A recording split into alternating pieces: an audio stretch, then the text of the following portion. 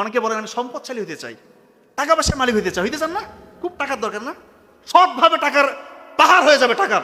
শুধু দান করেন, যতটুক আছে আপনার, যতটুক আপনি 100 টাকার মালিক, ওইখান থেকে 10 টাকা 20 টাকা দিয়ে দেন। আল্লাহ কোন দিক দিয়ে রিজিক বাড়ায় দিবে, কোথা থেকে আসতেছে এত রিজিক? আমি নিজে প্রমাণ, আমি বহু টাকার মালিক না, কিন্তু আমি আমার স্টেজে আমার বয়সে আলহামদুলিল্লাহ আল্লাহ তাআলা আমাকে যা দিয়েছে, এটা তো ওপেনলি বলা যায় না, বৈধভাবে যা আমি করেছি আলহামদুলিল্লাহ, শুকরিয়া। আমার বড় ভাইও তাই, আমাদের পরিবারটাই তাই। আপনার দান করেন, গোপনে দান করেন, আর ফজরের আগে উঠে চোখের পানি ফেলেন। এই কথা সব জায়গায় বলি, চোখের পানি ফেলেন। আপনি কি বিপদে আছেন? পৃথিবীতে এমন কোনো বিপদ নেই যেটা আপনার কাটবেন ইনশাল্লাহ। কি বিপদ আপনার? কিসের বিপদ? কি আপনি ছাত্র, চাকরি হচ্ছে না? বড় বড় চাকরি, আমরা তো সর্বোচ্চ চাকরি করি নাকি? বিসিএস ক্যাডার তো নাকি? বাংলাদেশে তো এটাই আপনারা মনে করেন যে এটা আইডল। আমরা এগুলো কিছু মনে করি না, এটা দুনিয়াবি সাফল্য আমাদের কাছে কিছু না। কিন্তু বলতেছি, ডাক্তারিতে চান্স পাইছি, বিসিএস ক্যাডার হয়েছি, আমি হচ্ছে মেধাহীন, অত বেশি মেধা আমার নাই। আমি আল্লাহর সাথে কানেকশন তৈরি করার চেষ্টা করেছি। ফজরের আগে উঠেছি, মায়ের দোয়া নিয়েছি, পড়েছি, আল্লাহ তাআলা দিয়ে দিয়েছে। এই যে আপনাদের ভালোবাসা এটা আপস অ্যান্ড ডাউন হয়। মানুষের সম্মান কিভাবে বাড়ে কিভাবে কমে, সেটা নিয়ে আমি অশ্লীলতার সাথে এটার কোরিলেশন হবে, এটা নিয়ে আমি আলোচনা করব। তবে আমি যেটা বলছি, আপনার দান করেন। আমার কথাটা স্টাম্পে সাইন নেন, আমার প্রয়োজনে আপনার দান করেন। আপনার যদি রিজিক বৃদ্ধি না পায়, আমি চ্যালেঞ্জ করে বলতেছি, এটা অবশ্যই আপনার রিজিক বৃদ্ধি পাবে। টাকা কোন দিক থেকে আসবে দিশা পাবেন না। বৈধ টাকা, অবৈধ টাকা না, বৈধ টাকা বলতেছি। আপনি হিসাব মিলাতে পারবেন। আল্লাহর মেকানিজম আলাদা রকমের। আপনার মেকানিজম, আপনি তো আপনার ব্রেইন যতটুকু আছে এতটুকু থেকে চিন্তা করেন। আল্লাহ কোন দিক থেকে দিবে আপনি কোনো হিসাবে মিলাতে পারবেন না। এই জিনিসটা মেনটেন করুন। মাথার যদি আপনার সমস্যা হয়, ব্রেইন ঠিকঠাক মতো কাজ করতেছে না, তাহলে কীভাবে বুঝবেন? আপনি দেখবেন আপনার চোখে আপনি ঝাপসা দেখতে পারেন, মাথা ঘুরবে, আপনার মেজাজ খিটখিটে থাকবে, আপনি দেখবেন যে কোনো একটা বিষয়ে সহজে কনসেন্ট্রেশন দিতে পারবেন না, মনোযোগ দিতে পারবেন না। মনোযোগ 10 সেকেন্ড আপনার থাকবে না, মনোযোগ বিচ্ছিন্ন হয়ে যাবে। আপনি একটা জিনিস সহজে ভুলে যাবেন, খুব সহজে ভুলে যাবেন। আপনি অনেক চেষ্টা করবেন কিন্তু ভুলে যাবেন, মনে করতে পারবেন না। তার মানে আপনার ব্রেইনটা ঠিকঠাক মতো কাজ করতেছে না। ব্রেইন ঠিক রাখার জন্য 1 নাম্বার হচ্ছে রাতের ঘুম। এশার নামাজের পর যত দ্রুত পারেন ঘুমিয়ে যেতে হবে। আজকে তো প্রোগ্রামে অনেক দেরিতে, আজকের বিষয়টা ভিন্ন। এশার নামাজের পরে যত দ্রুত ঘুমিয়ে যাবেন এবং ফজরের আগে যদি উঠতে পারেন, আপনার ব্রেইনটা অনেক বেশি সুপার চার্জ হবে। এই যে মোবাইলের অনেকক্ষণ চালানোর পরে ব্যাটারি শাটডাউন হয়ে যায় না, চার্জ দিলে ঠিকঠাক, ওরকম আমাদের ব্রেইনটা তো সারাদিন আমরা কর্মব্যস্ত থাকি, অনেক কাজে ব্যস্ত থাকি। ব্রেইনটাকে যদি ঠিক রাখতে চান, রাতের ঘুমটা খুবই জরুরি, খুবই জরুরি। আমি তো এটা বারবার বলি যে নাইট ডিউটি, এই যে আমরা ডক্টর, পুলিশ আরও যারাই আছে, এত বেশি নাইট ডিউটি সায়েন্টিফিক্যালি প্রুভড, শেষ হয়ে যাচ্ছে, মস্তিষ্ক শেষ হয়ে যাচ্ছে, শরীর শেষ হয়ে যাচ্ছে। কত যে এটার যে কতটা ভয়ঙ্কর ইফেক্ট পড়ে আমাদের শরীরের উপর, আমাদের ব্রেইনের উপর, কীভাবে বুঝাবো? নাইট ডিউটি সর্বোচ্চ মাসে একটা। এখন এগুলো কথা বলতে বলবে, তাহলে কি ডিউটি কে করবে? ওইভাবে জনগণকে রিক্রুটমেন্ট করতে হবে যদি সত্যিকার অর্থে সুস্থ থাকতে চাই। এটা সত্যি কথা, এটা যে কোনো পেশার ক্ষেত্রেই। এখন কিভাবে করতে হবে এটা গভর্নমেন্ট জানে, এটা ইন্টারন্যাশনালি সবাই মিলে এটা বসে ঠিক করতে হবে। একটা মানুষের মাসে একটা বেশি নাইট করাই উচিত না। আমাদের ডাক্তারি পেশায় তো দেখা যায় সপ্তাহে 3-4টা নাইটও থাকে। এখন তো উপজেলাগুলোর অবস্থা খুবই খারাপ, মাত্র 2 জন ডাক্তার দিয়ে চালায়, মাসে 15টা নাইটও করতেছে, খুবই খারাপ অবস্থা। তো এটাই রিয়েলিটি। আপনাদেরকে বলবো যে রাত জাগবেন না। অশ্লীলতার ব্যাপারে পবিত্র কোরআনে বলা আছে, 17 নম্বর সূরার 32 নম্বর আয়াতে দেখবেন স্পষ্ট বলা আছে, তোমরা জেনার ধারের কাছে যাও না। ধারের কাছে যাওয়া মানে বুঝেন, এই পর্নোগ্রাফিতে এটা ডিরেক্টলি জেনা, চোখের জেনা। পর্নোগ্রাফি ইন্ডাস্ট্রি এটা $multi-trillion ইন্ডাস্ট্রি। এটার উদ্দেশ্য এবং কাজই হচ্ছে যুবক যুবতীদেরকে ধ্বংস করা। সত্যি বলছি, যুবক যুবতীদেরকে ধ্বংস করে দেওয়া, স্পেশালি মুসলিম যুবক যুবতীদেরকে ধ্বংস করা, যেন মাথা তুলে দাঁড়াতে না পারেন।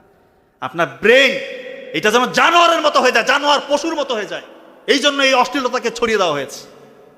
এখন আপনারা বলতেছেন এগুলো আমি আমার ভোকাল কর্ড থেকে জোরে জোরে বলতেছি, এগুলো গায়ের জোরে বলতেছে নাকি? বৈজ্ঞানিকভাবে প্রমাণিত, আমাদের যে ব্রেইনের ফ্রন্টাল লোব আছে, ফ্রন্টাল লোব এটা শ্রিঙ্কেজ হয়ে যায়, সংকুচিত হয়ে যায়। তার প্যাটার্ন দেখছে, ব্রেইনের প্যাটার্ন জানোয়ারের প্যাটার্নের মতো হয়ে যায়, জন্তু জানোয়ারের প্যাটার্ন ব্রেইনের। আর যারা অশ্লীল কাজে নিমজ্জিত, দীর্ঘদিন ধরে পর্নোগ্রাফিতে আসক্ত, রাতের বেলা গোপন গুণা করতেছে, একাকী নির্জনে সে নিজেকে কন্ট্রোল করতে পারে না, পর্নোগ্রাফি দেখে মাস্টারবেশন করে, তার ব্রেইনের প্যাটার্ন জানোয়ারের মতো। আর আপনার এটাকে মানবেন কি না মানবেন এটা আপনার ব্যাপার, আপনি যেটা করেন। আপনার যদি ভালো লাগে আপনি করেন। আপনি যদি পশু হয়ে যেতে চান, জানোয়ার হয়ে, অমানুষ হয়ে মৃত্যুবরণ করতে চান, আপনি পর্নোগ্রাফিতে আসক্ত থাকেন, আমার কোনো যায় আসে না। আমি বলার কথা আমি বলে দিয়েছি। এটা হবেই হবে। এবার এটা যে হয়, এটা আমি আমার হাজারো প্রমাণ আছে। একটা ঘটনা শেয়ার করি। আমার অনলাইনের এক পেশেন্ট ফোন দিয়ে কান্নাকাটি করতেছে। চেহারার অবস্থা খুব মানে, চেহারা মানুষের কালো হইতে পারে, সাদা হইতে পারে, ডাজেন্ট ম্যাটার, কিন্তু চেহারার মধ্যে একটা নূরের ভাব থাকবে। চেহারাটা কি দেখেই মনে হচ্ছে কেমন একটা মানে, তাই এটা বললাম না, যাই হোক, চেহারা নূর নাই, এক কথায় শেষ। সে বলতেছে, স্যার আপনি যে কথা বলতেছেন মনে হচ্ছে আমাকে সামনে রেখে, আমাকে দাঁড় করে রেখে কথা বলতেছেন। কেমন কি হয়েছে? স্যার আমার বাসায় যে বোন আছে, আমার নিজের মায়ের পেটের বোন, আমি তাদের দিকে এখন খারাপ দৃষ্টিতে তাকাই। এখন এটা কি মানে আমি বানায় বললাম কথাটা? কোন পর্যায়ের ব্রেইন হইতে পারে, তার হিতাহিত জ্ঞান তার নাই। সে এখন সুচিন্তিত চিন্তা, সে ঠিক মতো চিন্তা করতে পারে না। আমাদের যে ডিসিশন মেক, আমরা যে চিন্তা করবো ঠিক মতো, কোনটা করা যাবে কোনটা করা যাবে না, কোনটা বলা যাবে কোনটা বলা যাবে না, এই হিতাহিত জ্ঞান তার নাই। সে এখন পশু হয়ে গেছে। বলতে স্যার আমাকে বাঁচান স্যার। যখন আমি আমার বোনকে দেখে বাথরুমে গিয়ে মাস্টারবেশন করার পরে, তখন আমার মনে হয় এটা আমি কি করলাম। সেটা আমার নিজের বোন, আর ভাইয়ের মতো আমাকে আদর করে। চিন্তা করে কোন পর্যায়ে যেতে পারে। নরপশুরা এই জিনিসটা আবিষ্কার করছে, নরপশু, এই পর্নোগ্রাফি ইন্ডাস্ট্রি। আর আপনারা ওদেরকে ফলো করেন না। আর পর্নোগ্রাফিতে কেউ একবার আসক্ত হয় না। প্রথমে নাটক, একটু গান শুনি, অন্তরটা নাকি তার শান্তি পায়। আর তোকে এইখান থেকে নিয়ে যাবে। ওই নাটকের মধ্যে একটা 1 ঘন্টা 2 ঘন্টা নাটকে পুরোটাকে অশ্লীল কিছু দেখে না, একটা সিন হতে হবে এমন কিছু দেখাবে যেটা থেকে আপনার ব্রেন ট্রিগার আউট হয়ে যাবে। আপনি স্টিমুলেট হবেন, আপনি তখন আর কন্ট্রোল করতে পারবেন না। তখন মনে হবে যে নাটক বাদ, সিনেমাতে যাই, কি টলিউড বলিউড হলিউড এই সেই দিয়ে, তখন ওইটা তো আপনার ব্রেন আর শান্ত হবে না, ক্ষান্ত হবে না। আপনাকে আরো চাই, আরো লাগবে। কি লাগবে? পর্ন দেখবেন। পর্ন দেখেও এরপর আপনি সফট পর্ন থেকে যত রকমের খারাপ পর্ন আছে সেটা দেখে দেখে আপনি, এরপর আপনার ব্রেন থেকে শুধু হাই ডোপামিন রিলিজ হবে। ও আরো চায়, আরো চায়। আপনি তো ওইভাবে দিতে পারবেন না, তখন আপনি পশুর সাথে শেষ করে এরকম পর্ন আপনি দেখবেন। এরকম পেশেন্ট আমার আছে, হাই সোসাইটি, উচ্চ পদস্থ কর্মকর্তা, তারা 2 জন ফোন দিয়ে কান্নাকাটি করতেছে। বলতে স্যার আমি ঠিক নাই। কি হয়েছে?